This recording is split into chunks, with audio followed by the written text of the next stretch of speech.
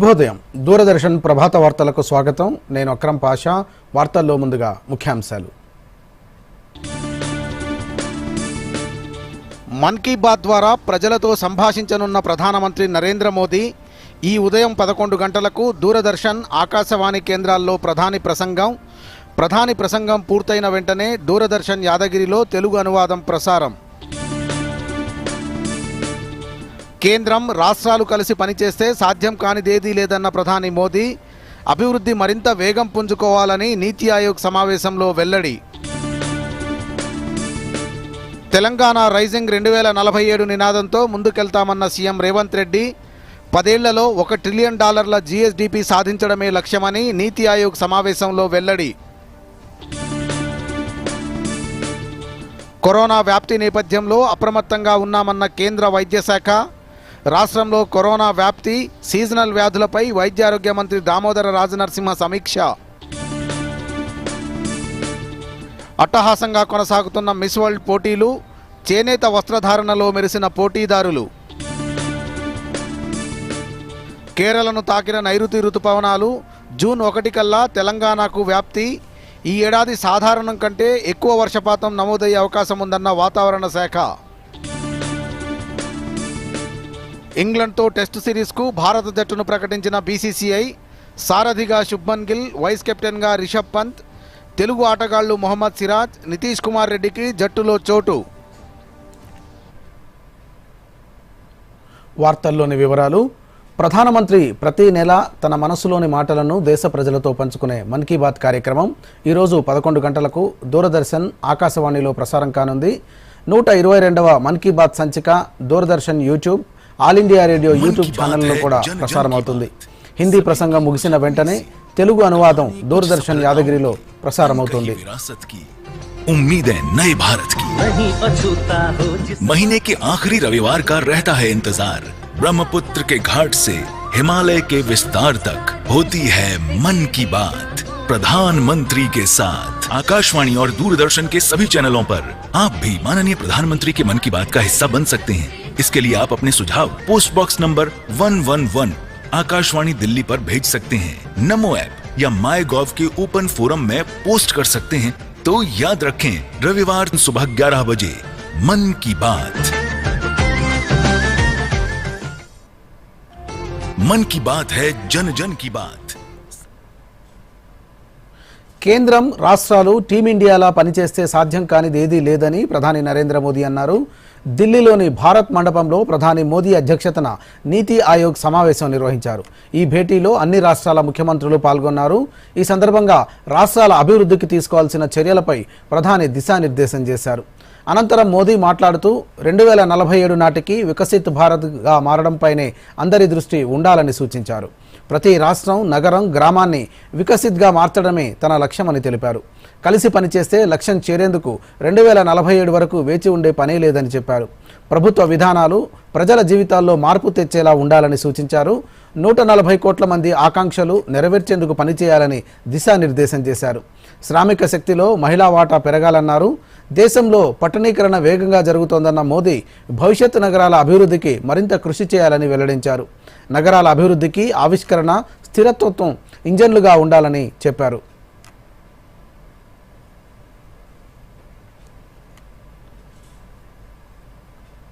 ప్రపంచ పెట్టుబడిదారులు భారతదేశం వైపు ఎంతో ఆసక్తికరంగా చూస్తున్నారని, రాష్ట్రాలు ఈ అవకాశాన్ని వినియోగించుకోవాలని ప్రధాని నరేంద్ర మోదీ పిలుపునిచ్చారు. నీతి ఆయోగ్ 10వ గవర్నింగ్ కౌన్సిల్ సమావేశం వివరాలను నీతి ఆయోగ్ సీఈఓ బీవీఆర్ సుబ్రహ్మణ్యం వెల్లడించారు. ప్రస్తుతం ప్రపంచంలో 4వ అతిపెద్ద వ్యవస్థగా భారత్ కొనసాగుతున్నదని, $4 ట్రిలియన్ ఎకానమీ ఉందని అన్నారు. ఈ క్రమంలో జపాన్ను అధిగమించామని, అమెరికా, చైనా, జర్మనీ మాత్రమే మనకంటే ముందున్నాయని, అతి త్వరలోనే 3వ స్థానానికి దూసుకెళ్తామని అన్నారు. రాష్ట్రాలు తమ వ్యూహాలను పంచుకున్నారని అన్నారు. దేశం వేగవంతమైన వృద్ధికి సిద్ధంగా ఉందని సుబ్రహ్మణ్యం పేర్కొన్నారు.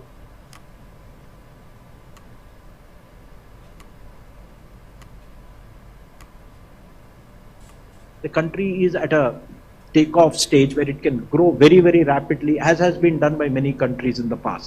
So this was the context Given this, as well as the demographic dividend that India is actually blessed with for the next 20-25 years, that we can grow rapidly, the Prime Minister gave a call that all states to prepare a vision documents at their level. And this is already visible in the growth of India. We are the fourth largest economy as I speak. We are a $4 trillion economy as I speak. And this is not my data, this is IMF data. India today is larger than Japan. It's only the United States, China, and Germany which are larger. And if we stick to what is being planned, what is being thought through, it's a matter of another 2.5 to 3 years, we would become the third largest economy. And in this, the reason for the Prime Minister giving this call is this is a long haul, and we have to do it for about 25 years. States are fundamental. Be it industrial development, be it services, be it agriculture, be it human capital, everything has to be done in states.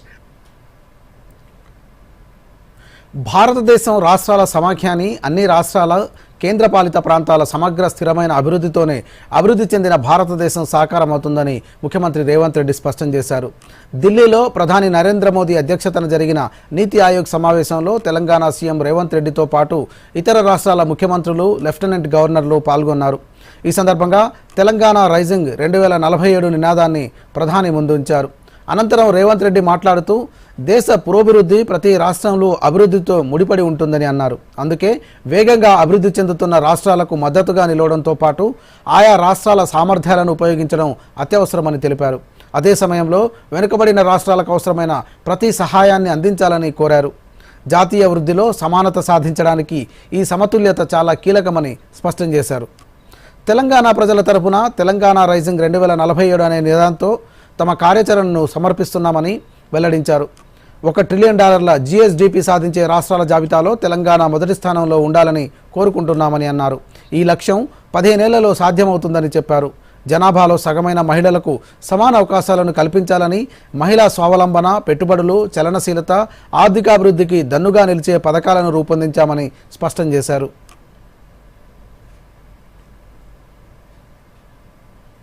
నీతి ఆయోగ్ భేటీలో ప్రధాని నరేంద్ర మోదీతో Telangana CM Revanth Reddy ప్రత్యేకంగా మాట్లాడారు. హైదరాబాద్ మెట్రోకు త్వరగా అనుమతులు ఇవ్వాలని CM విజ్ఞప్తి చేశారు. మెట్రోకు త్వరగా అనుమతి ఇచ్చేలా పట్టణాభివృద్ధి శాఖను ఆదేశించాలని కోరారు. RRR ఉత్తర భాగానికి, దక్షిణ భాగానికి ఒకేసారి ఆర్థిక మంత్రివర్గ అనుమతులు ఇవ్వాలని కోరారు. RRR దక్షిణ భాగం భూసేకరణకు 50% ఖర్చు రాష్ట్ర ప్రభుత్వం భరించేందుకు సిద్ధమని సీఎం రేవంత్ రెడ్డి తెలిపారు. RRRకు సమాంతరంగా గ్రీన్ఫీల్డ్ రైల్వే లైన్ నిర్మాణానికి సహకరించాలని విజ్ఞప్తి చేశారు. హైదరాబాద్ సమీపంలో డ్రైపోర్ట్ ఏర్పాటు చేస్తామని, ఈ డ్రైపోర్టును మచిలీపట్నం పోర్టుకు అనుసంధానానికి greenfield road, greenfield railway line ఏర్పాటు చేయాలని ప్రధానిని కోరారు.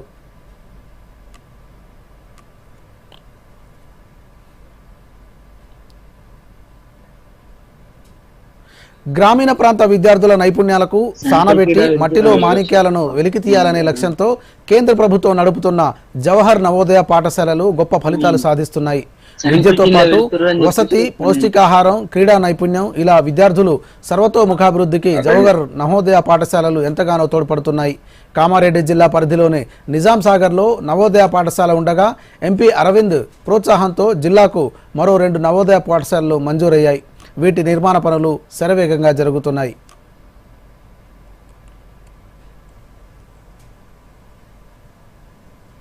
ఇక దీనిపై మరిన్ని వివరాలు అందించడానికి మా దూరదర్శన్ ప్రతినిధి నర్సయ్య అందుబాటులో ఉన్నారు.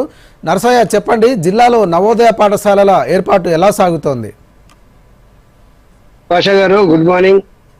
నిజామాబాద్ జిల్లాలో చాలా చురుకుగా జరుగుతున్నాయి. ఇక్కడ కొన్ని రాజకీయ ఒత్తిళ్ల వలన భూసేకరణ లేట్ అయింది. ఇక్కడ నిజామాబాద్ జిల్లాలో ఎంపీ పరిధిలో ఒకటి జగిత్యాల్, ఒకటి నిజామాబాద్, కలికోట ఆ ప్రాంతంలో ఏర్పాటు చేస్తున్నారు పాషా గారు. అలాగే నిజామాబాద్ కలికోటలో 30 ఎకరాల స్థలంలో 80 నుంచి 100 కోట్ల వరకు నిధులు కూడా శాంక్షన్ అయ్యాయి. నర్సయ్య, కలికోట గ్రామ పరిధిలో నూతనంగా నిర్మించనున్న పాఠశాలకు సంబంధించి తాజా సమాచారం ఏంటి? ఇంకా ఎప్పుడు ప్రారంభం కాబోతుంది? తాత్కాలికంగా ఇక్కడ నిజామాబాద్ జిల్లా డైట్ కాలేజీలో అడ్మిషన్స్ ప్రారంభం అయ్యాయి.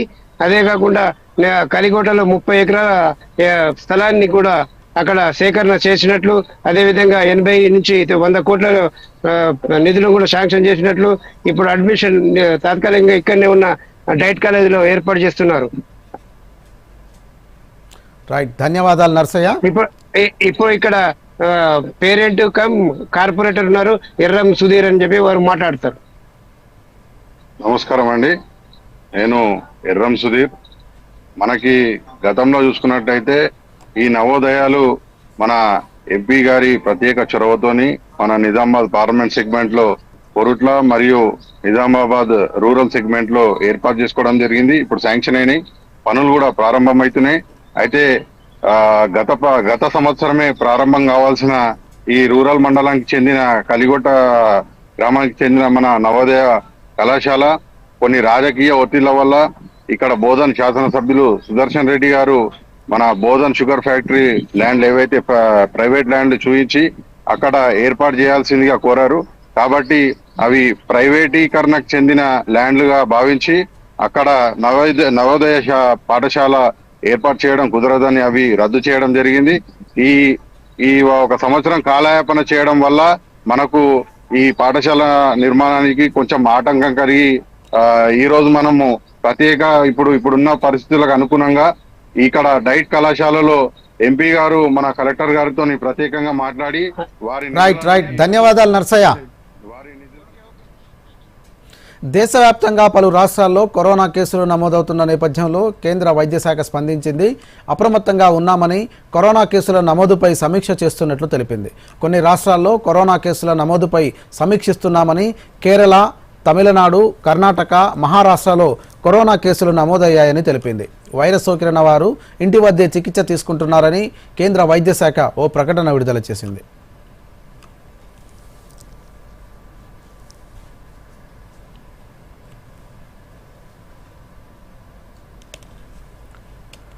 కరోనా వైరస్ వ్యాప్తి, సీజనల్ వ్యాధుల నివారణ, నియంత్రణపై ఆరోగ్య శాఖ మంత్రి దామోదర్ రాజనరసింహ సమీక్ష చేశారు.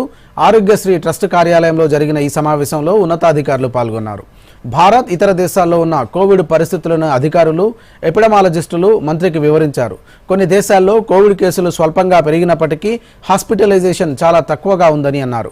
మన దేశంలో పరిస్థితి సాధారణంగా ఉందని, JN1 వేరియంట్ కేసులు కొన్ని నమోదయ్యాయని, ఈ వేరియంట్ 2023 నుంచే ఇండియాలో వ్యాప్తిలో ఉందని తెలిపారు. ప్రస్తుతం ఆందోళనకర పరిస్థితులు లేవని అన్నారు. ఇతర దీర్ఘకాలిక జబ్బులున్న వారికి తప్పితే ఇతరులెవరికీ హాస్పిటలైజేషన్ అవసరం ఉండదని వివరించారు. ఇక ఈ సందర్భంగా మంత్రి మాట్లాడుతూ ఇతర రాష్ట్రాలు, ఇతర దేశాల్లో పరిస్థితిని నిశితంగా గమనిస్తూ ఉండాలని అన్నారు. కరోనా సీజనల్ వ్యాధుల విషయంలో ప్రజలకు అవగాహన కల్పించాలని సూచించారు.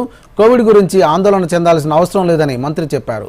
సీజనల్ వ్యాధుల నివారణ, నియంత్రణపై పంచాయతీరాజ్, మున్సిపల్, ఇతర శాఖలతో కలిసి పనిచేయాలని ఆదేశించారు. అన్ని ఆసుపత్రుల్లో సరిపడా మందులు అందుబాటులో ఉంచుకోవాలని సూచించారు. కోవిడ్, డెంగీ పేరిట ప్రజలను ఆందోళనకు గురి చేసే, దోచుకునే ప్రయత్నం చేస్తే కఠిన చర్యలు తీసుకోవాలని అధికారులను ఆదేశించారు.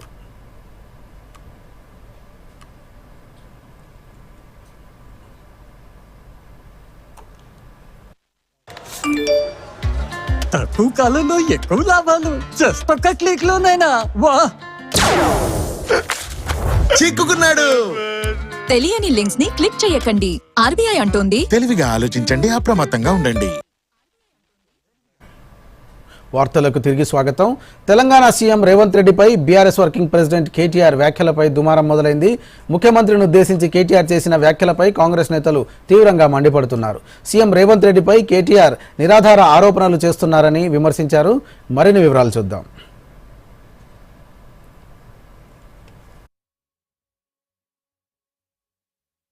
National Herald money laundering case అంశంలో సీఎం రేవంత్ రెడ్డిపై బీఆర్ఎస్ వర్కింగ్ ప్రెసిడెంట్ కేటీఆర్ విమర్శలు గుప్పించారు. తెలంగాణ భవన్లో ప్రెస్ మీట్ పెట్టి విమర్శల దాడికి దిగారు. రేవంత్ రెడ్డి మాటల సీఎం కాదని, మూటల సీఎం అని విమర్శించారు. ఈడీ ఛార్జిషీట్లో పేరున్న రేవంత్ రెడ్డి తన పదవికి రాజీనామా చేయాలన్నారు. ఈడీ ఛార్జిషీట్లో తెలంగాణ సీఎం పేరు రావడం రాష్ట్రానికే అవమానకరమన్నారు. దీంతో కేటీఆర్ వ్యాఖ్యలకు కాంగ్రెస్ మంత్రులు, ఎంపీలు, ఎమ్మెల్సీలు కౌంటర్ ఇస్తున్నారు. కేటీఆర్ సీఎం రేవంత్ రెడ్డిపై చేసిన వ్యాఖ్యలపై మంత్రి సీతక్క ఘాటుగా స్పందించారు. గోబెల్స్ ప్రచారంలో కేటీఆర్ను మించిన వారే లేరని అన్నారు. నిర్మాణాత్మక ప్రతిపక్ష పాత్ర ఎలా ఉంటుందో కేటీఆర్ మర్చిపోయారన్న సీతక్క స్వాతంత్ర్యం కోసం పోరాడిన పత్రికకు సహాయపడడం తప్ప అని ప్రశ్నించారు. అబద్దాలను ప్రచారం చేయడంలో గోబెల్స్ ను మించినటువంటి గ్లోబల్ ప్రచారకర్త ఎవరు అంటే కేటీఆర్, ఆయన సోషల్ మీడియా. కాబట్టి ఇవన్నీ చేసేటువంటి తప్పుడు ప్రచారాలు పబ్లిక్ నమ్ముతలేరు కాబట్టి పదే పదే అబద్ధాన్ని ప్రచారం చేసి అదే నిజమని నమ్మించేటువంటి కేటీఆర్ ఉన్నాడు. కాబట్టి తప్పుడు ప్రచారాలు మానుకొని వాస్తవాల మీద నిలబడి ఒక నిర్మాణాత్మకమైనటువంటి ప్రతిపక్షంగా నువ్వు కొనసాగు. కేటీఆర్ ముందు తమ పార్టీ సంగతేంటో చూసుకోవాలని ఎంపీ మల్లు రవి హితవు పలికారు.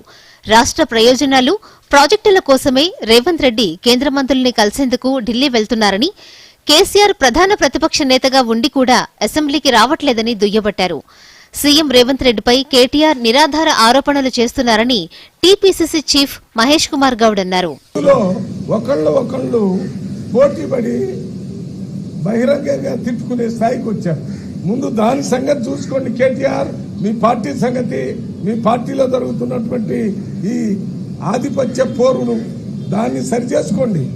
కాంగ్రెస్ పార్టీ రాహుల్ గాంధీ మీద పెట్టిన కేసులు ఎలాంటివో దేశ ప్రజలకు తెలుసని ఆ పార్టీ ఎమ్మెల్సీ అద్దంకి దయాకర్ అన్నారు. బీజేపీ నాయకుల కంటే ముందు కేటీఆర్ మాట్లాడటంతోనే బీఆర్ఎస్ బీజేపీకి ఏజెంట్గా మారిందని నిలువెత్తు సాక్ష్యంగా కనిపిస్తుందని అన్నారు. Bureau report, Doordarshan news. Polavaram నుంచి ఎత్తిపోతలు చేపట్టకుండా చూడాలని AP Godavari board Polavaram project అథారిటీకి తెలంగాణ ఈఎన్సీ లేఖ రాశారు.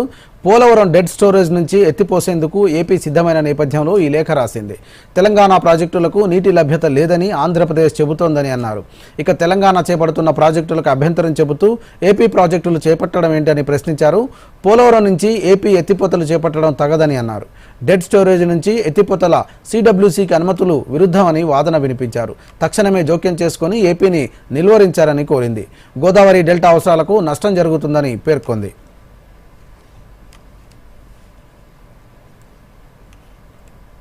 జూన్ 1 నుంచి థియేటర్ల బంద్ ఉండదని Telugu film chambers of commerce కార్యదర్శి కేఎల్ దామోదర్ ప్రసాద్ తేల్చి చెప్పారు. సినిమా నిర్మాతలు, ఎగ్జిబిటర్స్, బయర్స్తో చర్చించి ఓ కమిటీని వేయబోతున్నామని అన్నారు. హైదరాబాద్లో Telugu film chamber of commerce నిర్మాత మండలి, the Telangana state film chamber of కామర్స్కు చెందిన కార్యవర్గం సమావేశమైంది. 2 తెలుగు రాష్ట్రాలకు చెందిన నిర్మాతలు, పంపిణీదారులు, ఎగ్జిబిటర్స్తో వీరు చర్చలు జరిపారు. గత కొంతకాలంగా తమ మధ్య ఉన్న సమస్యలపై చర్చించామని చెప్పారు. ఓ కమిటీని ఏర్పాటు చేస్తామని, థియేటర్స్ పర్సంటేజ్, రెంటల్ విధానంపై వారు కూలంకుషంగా చర్చలు జరుపుతామని అన్నారు. ఆ తర్వాత ఓ నిర్ణయం తీసుకుంటామని, అంతవరకు థియేటర్ల బంద్ ఉండదని స్పష్టం చేశారు.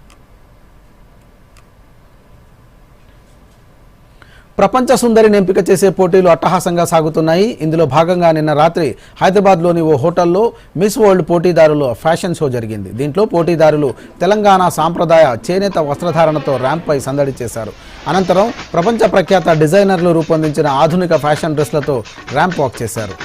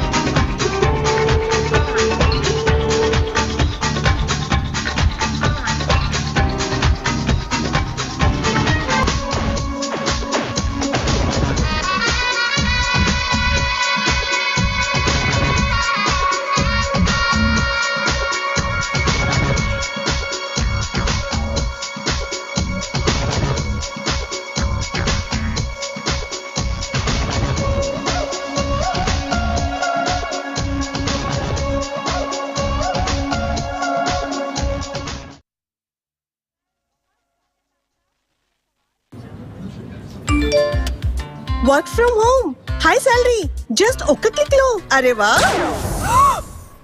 చిక్కుకుంది. తెలియని లింక్స్ ని క్లిక్ చేయకండి. ఆర్బీఐ అంటోంది తెలివిగా ఆలోచించండి, అప్రమత్తంగా ఉండండి. వార్తలకు పునఃస్వాగతం. భారత్ ఉగ్రవాదాన్ని ఎంత మాత్రం సహించదని మరోసారి దౌత్య బృందం స్పష్టం చేసింది.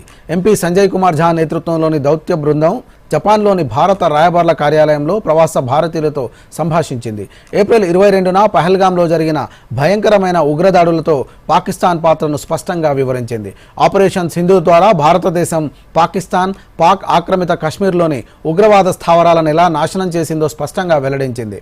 ఉగ్రవాదంపై జీరో టాలరెన్స్ విధానం పాటిస్తుందని చెప్పారు.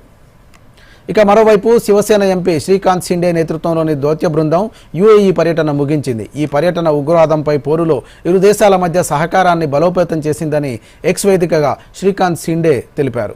ఏప్రిల్ 22న జరిగిన పహల్గాం ఉగ్రవాద దాడి తర్వాత భారత్కు మద్దతిచ్చినందుకు యుఏఈ నాయకత్వానికి షిండే బృందం కృతజ్ఞతలు తెలిపింది. యుఏఈ పర్యటన ముగించుకొని షిండే నేతృత్వంలోని బృందం democratic republic of Congo పయనమయ్యారు.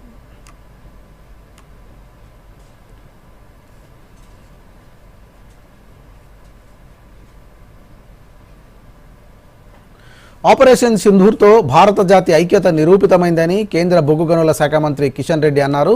Secunderabad parliament నియోజకవర్గం పరిధిలో కృష్ణకాంత్ పార్క్ నుంచి నిర్వహించిన తిరంగా యాత్రలో కేంద్ర మంత్రి పాల్గొన్నారు. ఆపరేషన్ సింధూర్తో ఉగ్రవాదులతో పాటు పాకిస్తాన్ ప్రభుత్వానికి సైన్యం తగిన జవాబిచ్చిందని అన్నారు. అమాయక ప్రజలను పొట్టనబెట్టుకున్న ఉగ్రవాదులపై మన బలగాలు విరుచుకుపడ్డాయని చెప్పారు. 9 ప్రాంతాల్లో ఏకకాలంలో నిర్వహించిన దాడుల్లో వందలాది మంది ఉగ్రవాదులు మృతి చెందారని పేర్కొన్నారు. ఇకపై ఎలాంటి ఉగ్ర చర్యలనైనా యుద్ధంగానే పరిగణిస్తామని కేంద్రం గట్టిగా హెచ్చరికలు జారీ చేసిందని అన్నారు. తిరంగా ర్యాలీలో పాల్గొనడం గర్వంగా ఉందని, ఉగ్రదాడులను అణచివేసే దిశగా సైన్యానికి పూర్తి అధికారాలు కల్పించామని అన్నారు. ఉగ్రవాద చర్యలు ముగిసే వరకు ఆపరేషన్ సింధూర్ కొనసాగుతుందని కిషన్ రెడ్డి పేర్కొన్నారు. ఆపరేషన్ సింధూర్ పేరుతో ఉగ్రవాద కేంద్రాలను ధ్వంసం చేయడము, క్రూరమైనటువంటి ఉగ్రవాదులను అంతం చేయడము మరి ఏ రకంగా చేసిందో మనం చూసాము. ఆ తర్వాత పాకిస్తాన్ కొంత మన మీద డ్రోన్స్తో దాడి చేయడం కోసం ప్రయత్నం చేస్తే మన సైనికులు ఏ రకంగా పాకిస్తాన్లోని అనేకమైనటువంటి స్ట్రాటజిక్ ప్లేసెస్లో మరి స్ట్రాటజిక్ ఆపరేషన్ ప్లేసెస్లో దాడి చేసి పాకిస్తాన్ స్థావరాలను కూడా దెబ్బతీయడం జరిగింది. ఈ కార్యక్రమంలో భారత సైనికులు అద్భుతంగా మరి భారతదేశ గౌరవాన్ని ఇన్మడించే విధంగా అద్భుతమైనటువంటి తమ యుద్ధ నైపుణ్యాన్ని ప్రదర్శించారు. అందుకే వాళ్లకు మద్దతుగా భారతదేశంలో అనేక ప్రాంతాలలో కూడా తిరంగ యాత్ర పేరుతో అద్భుతంగా అనేక కార్యక్రమాలు చేస్తూ ఉన్నాం. 10వ తరగతి ఫలితాల్లో మహబూబాబాద్ జిల్లా రాష్ట్రంలో ప్రథమ స్థానం సాధించడం జిల్లాకే గర్వకారణమని ఎమ్మెల్యే మురళీ నాయక్ అన్నారు.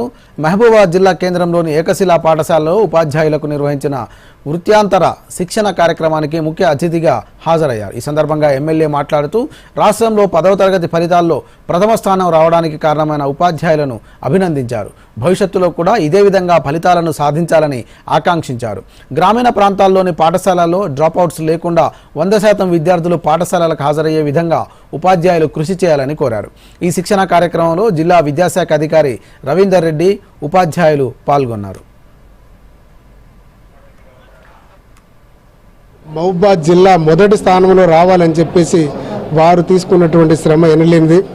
అందుకే గత జరిగినటువంటి 10వ తరగతిలో మొత్తం తెలంగాణ రాష్ట్రంలోనే మహబూబాబాద్ జిల్లా మొదటి స్థానంలో రావడం నిజంగా కూడా నేను చాలా గర్వంగా ఫీల్ అవుతున్నాను.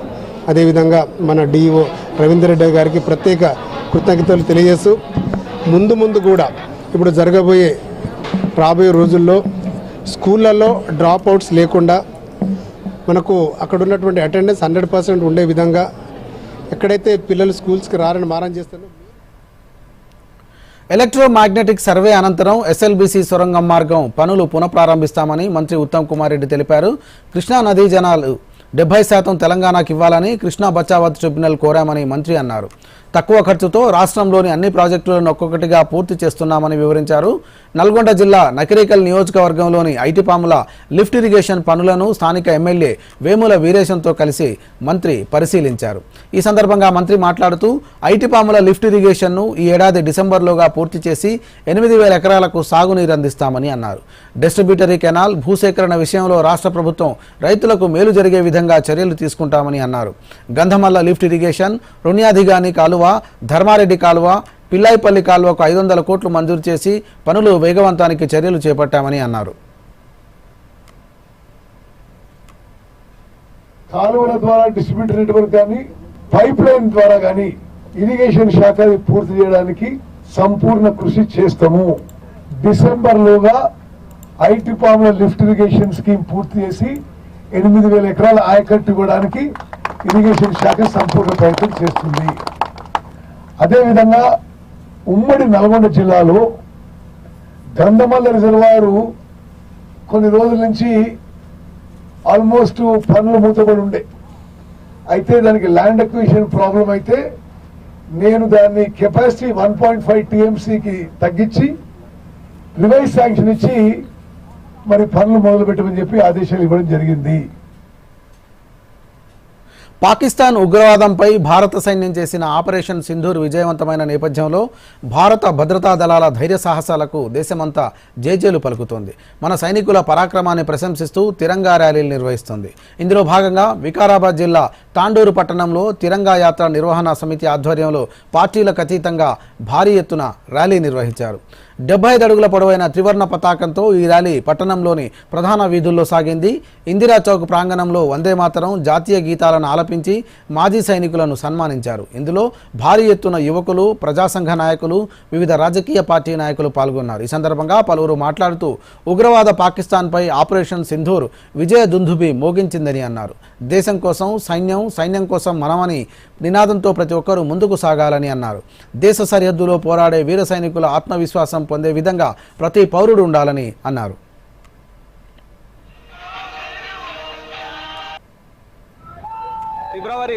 ఏప్రిల్ 22 నాడు జరిగినటువంటి ఘటన మన అందరూ మరవలేముంది. ఎందుకంటే పర్యాటకులు వివిధ రాష్ట్రాల నుంచి సందర్శనకు వచ్చిన వారిపై దుర్ఘటన జరగడం చాలా బాధాకరం.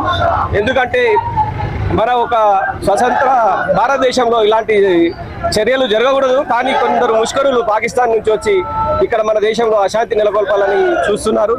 దానికి పర్యావసానంగానే మన యొక్క భారత ప్రభుత్వం ఆపరేషన్ సింధూర్ నిర్వహించడం జరిగింది. 3 రోజుల్లోనే ఇట్టి ముష్కరులను మోకాళ్లపై కూర్చోబెట్టి భారతదేశానికి చర్చలకు ఆహ్వానించేంత చేయడం జరిగింది. భారత టెస్ట్ క్రికెట్లో కొత్త శకం ప్రారంభమైంది. సుదీర్ఘ ఫార్మాట్లో రోహిత్ శర్మ వారసుడిగా యువ ఆటగాడు శుభ్మన్ గిల్ను బీసీసీఐ ఎంపిక చేసింది. వచ్చే నెల 20 నుంచి జరగనున్న ఇంగ్లాండ్తో మ్యాచ్కు టీమిండియా జట్టును బీసీసీఐ ప్రకటించింది. సారథిగా శుభ్మన్ గిల్, వైస్ కెప్టెన్గా రిషబ్ పంత్ను తీసుకుంది. మొత్తం 18 మంది ఆటగాళ్లతో కూడిన జట్టును ప్రకటించింది. వీరిలో తెలుగు ఆటగాళ్లు మొహమ్మద్ సిరాజ్, నితీష్ రెడ్డిలకు స్థానం దక్కింది. ఇక యశస్వి జైస్వాల్, కేఎల్ రాహుల్, సాయి సుదర్శన్, అభిమన్యు ఈశ్వరన్, కరణ్ నాయర్, రవీంద్ర జడేజా, ధ్రువ్ జురెల్, వాషింగ్టన్ సుందర్, శార్దూల్ ఠాకూర్, జస్ప్రీత్ బుమ్రా, ప్రసిద్ధ్ కృష్ణ, ఆకాష్ దీప్, హర్షదీప్ సింగ్, కుల్దీప్ యాదవ్ను బీసీసీఐ ఎంపిక చేసింది. అయితే జస్ప్రీత్ బుమ్రా ఇంగ్లాండ్తో జరగనున్న అన్ని మ్యాచ్లను ఆడగలే స్థితిలో లేడని ఫిజియోథెరపిస్టులు చెప్పారని చీఫ్ సెలెక్టర్ అజిత్ అగార్కర్ అన్నారు.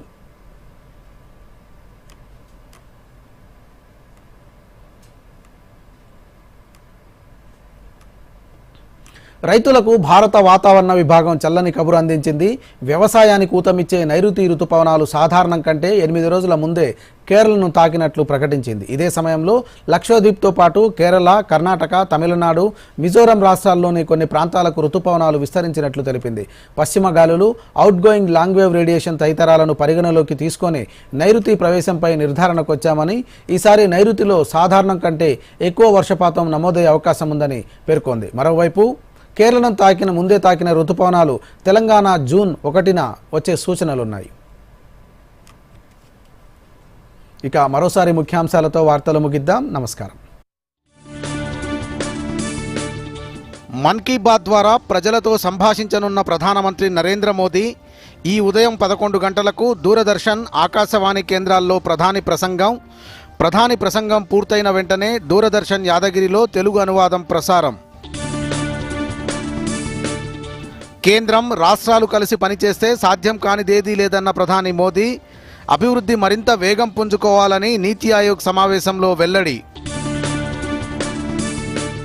తెలంగాణ రైజింగ్ 2047 నినాదంతో ముందుకెళ్తామన్న సీఎం రేవంత్ రెడ్డి, 10 ఏళ్లలో $1 ట్రిలియన్ జీఎస్డీపీ సాధించడమే లక్ష్యమని నీతి ఆయోగ్ సమావేశంలో వెల్లడి.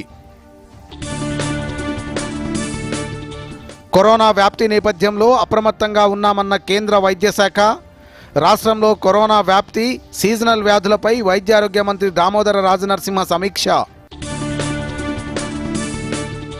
అట్టహాసంగా కొనసాగుతున్న మిస్ వరల్డ్ పోటీలు, చేనేత వస్త్రధారణలో మెరిసిన పోటీదారులు. కేరళను తాకిన నైరుతి రుతుపవనాలు జూన్ 1 కల్లా తెలంగాణకు వ్యాప్తి. ఈ ఏడాది సాధారణం కంటే ఎక్కువ వర్షపాతం నమోదయ్యే అవకాశం ఉందన్న వాతావరణ శాఖ. ఇంగ్లండ్తో టెస్టు సిరీస్కు భారత జట్టును ప్రకటించిన బీసీసీఐ. సారథిగా శుభ్మన్ గిల్, వైస్ కెప్టెన్గా రిషబ్ పంత్, తెలుగు ఆటగాళ్లు మొహమ్మద్ సిరాజ్, నితీష్ కుమార్ రెడ్డికి జట్టులో చోటు. దూరదర్శన్ యాదగిరి వార్తలను ఇప్పుడు సోషల్ మీడియాలో కూడా చూడొచ్చు. యూట్యూబ్ అయితే డిడి న్యూస్ తెలంగాణ, ఎక్స్ వేదికగా అయితే DD news Telangana @DD Yadagiri news, Facebook అయితే డిడి న్యూస్ తెలంగాణలో చూసి సబ్స్క్రైబ్ చేసి లైక్ చేయండి, షేర్ చేయండి.